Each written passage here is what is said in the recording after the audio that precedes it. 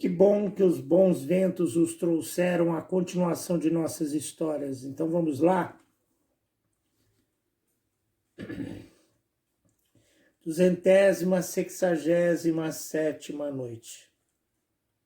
Acordada por Dinazarda, Sherazade prosseguiu a história.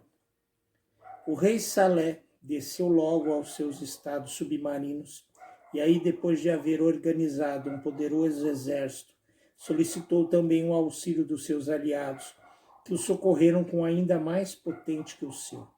Reunidos os dois exércitos, o rei Salé, com as rainhas Farash, Gunnar e as princesas que também quiseram tomar parte na ação, pôs-se à frente delas e, emergindo do fundo do mar e elevando-se nos ares, caíram bem depressa sobre o palácio e cidade dos encantos, onde a rainha mágica, sua mãe e todos os adoradores do fogo foram destruídos no abrir e fechar de olhos. Como da comitiva da rainha Gunari fazia parte a mulher da rainha Labi, que viera anunciar-lhe a nova do encantamento e da prisão do rei seu filho, havia esta recomendado que não tivesse outro cuidado na peleja, senão de apoderar-se da gaiola e trazê-la. Foi esta ordem executada como desejava. Abriu ela mesma a gaiola, tirou para fora o mocho, e aspergindo-lhe o rosto com água, meu rico filho, disse ela, deixai esta figura estranha e tomai-a de homem, que é a vossa. Acabando de proferir essas palavras, a rainha Gunari não viu já o feio mocho, mas sim o rei Beder, seu filho, que abraçou com grande excesso de alegria, suprimindo as suas lágrimas de modo muito expressivo, o que não lhe estava em estado de exprimir de viva voz, visto o seu arrebatamento. Não podia resolver-se a largá-lo e foi preciso que a rainha Farash o arrancasse por vez. Depois abraçaram-no do mesmo modo o rei seu tio e as princesas suas parentas. Primeiro cuidado da rainha Gunari foi mandar chamar o velho Abdalá, a quem era devedora da recuperação do rei da Pérsia. Chegado que foi perante ela, disse-lhe, obrigação que vos devo é tamanha que não há coisa que eu não esteja pronta a fazer para vos dar prova do meu reconhecimento. Indicai-me o que eu possa fazer, serei satisfeito. Grande rainha, replicou ele, se a senhora que vos enviei quiser, de boa vontade, consentir no matrimônio que lhe ofereço, e o rei da Pérsia quiser, por sua vez, consentir-me na sua corte com sumo gosto, consagrarei o resto dos meus dias ao seu serviço. A rainha Gunari voltou-se logo para a senhora que estava presente e, vendo pela sua atitude que não lhe repugnava este casamento, fez com que os dois se dessem as mãos, tomando a si o rei da Pérsia e ela o encargo da sua fortuna. Este casamento deu ocasião ao rei da Pérsia de dirigir a fala à rainha sua mãe. Senhora, disse sorrindo-se, alegro-me muito pelo casamento que acabais de fazer. Ainda outro do qual não deverei lembrar-vos. A rainha Gunari não percebeu logo a que casamento se referia o rei da Pérsia. Mas, refletindo um instante, replicou, tenho percebido. É do vosso que quereis falar, consinto de muita boa vontade.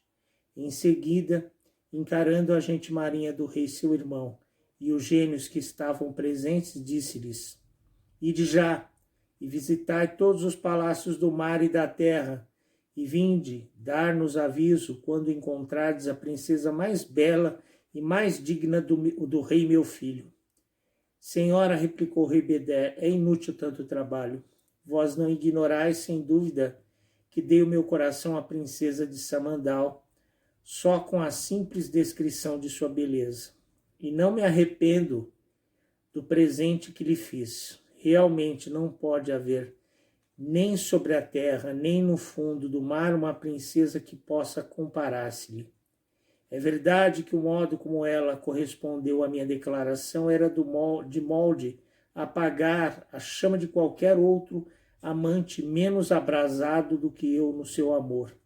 Ela, porém, não podia tratar-me menos rigorosamente à vista da prisão do rei seu pai, cuja causa, ainda que inocente, não deixava de ser eu mesmo.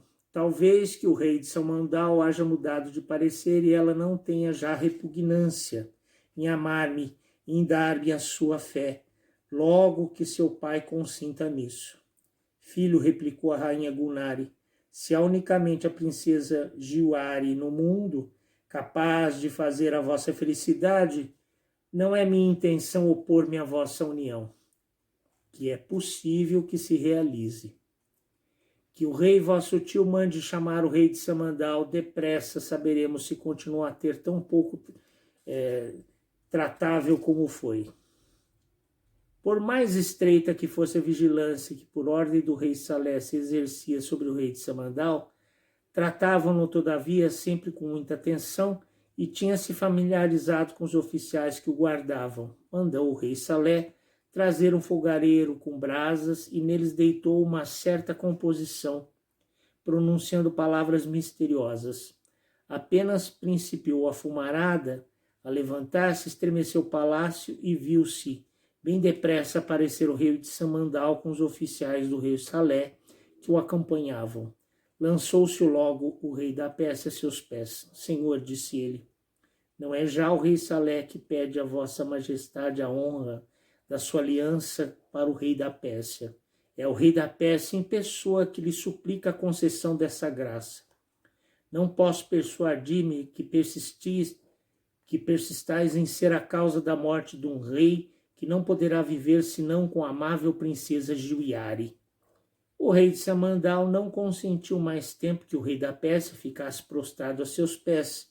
Abraçou-o e, obrigando-o a levantar-se, disse-lhe, sentiria muito, senhor, ter contribuído para a morte do monarca tão digno de viver.